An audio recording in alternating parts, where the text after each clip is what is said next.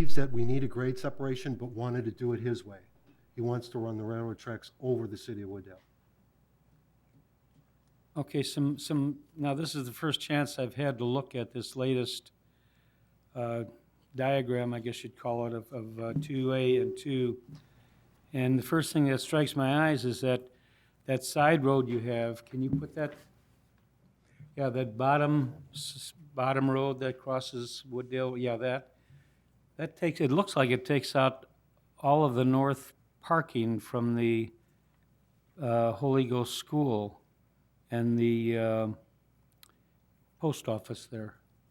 Sure. There's probably 100 parking spaces in that area. I want to expand on this because this is something new that's been added to this project.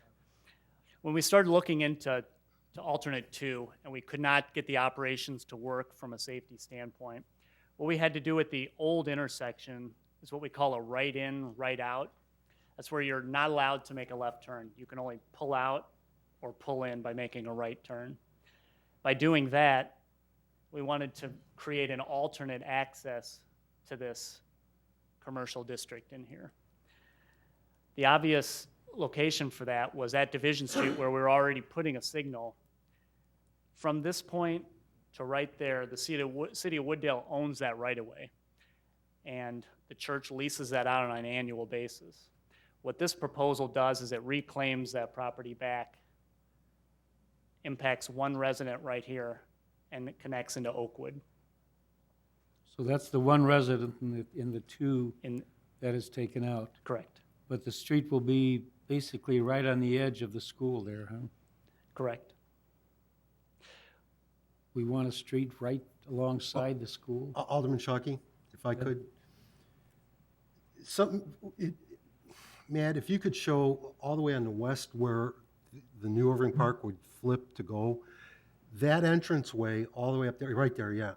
That entranceway right there is only an in and a right out. So the amount of traffic that you're talking about that's going to be created in there is only, It would only be this movement. right, it's only going to be the local, pretty much the local movement that goes on already today in that area. You're not, because you're not bringing, I mean, the whole idea is you're going to push the Irving Park traffic further away from it, okay? And the same with Wooddale Road traffic. This is, there's an awful lot here that we've got to take a look at with both 2 and 2A that we really didn't know anything about before. I'd like to be able to sit down with an engineer and find out where all these extra streets go and exactly what they'll be taking out and what we'll be looking at. I really, like you said, this is a major, very probably the most important decision that the council in Wooddale will ever make. And I don't want to make the decision tonight just by a quick slide presentation and this diagram we have in front of us. It really doesn't give us enough information as to what's going on. Well, I think all I can say to that, Alderman Shockey, is that we have been talking, basically the 2A and 2 and 2A are the same that we've been talking about for a couple of years now, and they really haven't changed. I mean, all you're seeing tonight is a little bit different as far as the printouts. Okay, it's a little bit different in the printouts, but it's basically the same as we've been talking about for several years now. I don't know, I mean, I think what we're trying to do is we're trying to get to a point where we can move forward and at least, I mean, the whole idea of are we going to do this or not is based on ultimately, are we going to get the funding? It's all contingent upon the funding. There is no guarantee. I mean, I'll be the first to tell you, there is no guarantee that we're going to get the funding to go forward with this project.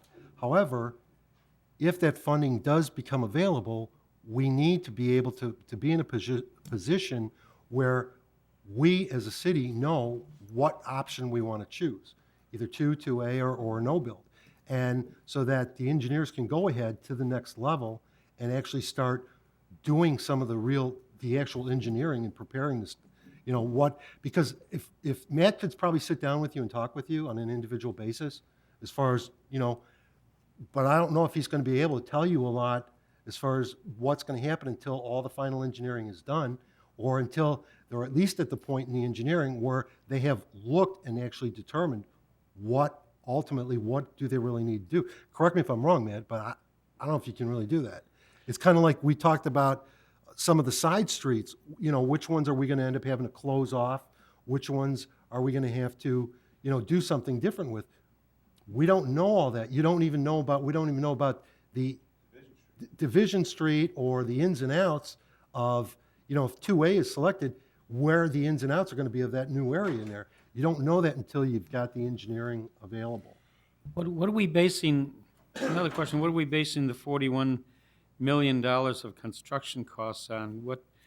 When was that figure you keep talking, Dave, about prices going up and everything. Is that last year's cost?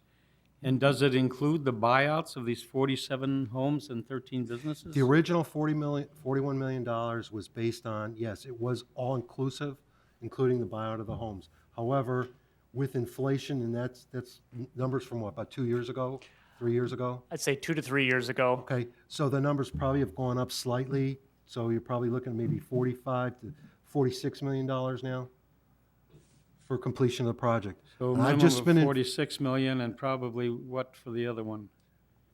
34 to another 40. 40? Alderman Chucky, I've just been informed that I have to close my meeting, actually move my meeting to recess, because by law, we have to move on to the council meeting at this time. So I'm going to recess this meeting, and we will re-adjourn once the city council meeting is concluded. So make a motion to recess. Second. All in favor? Aye. Opposed? Motion carries.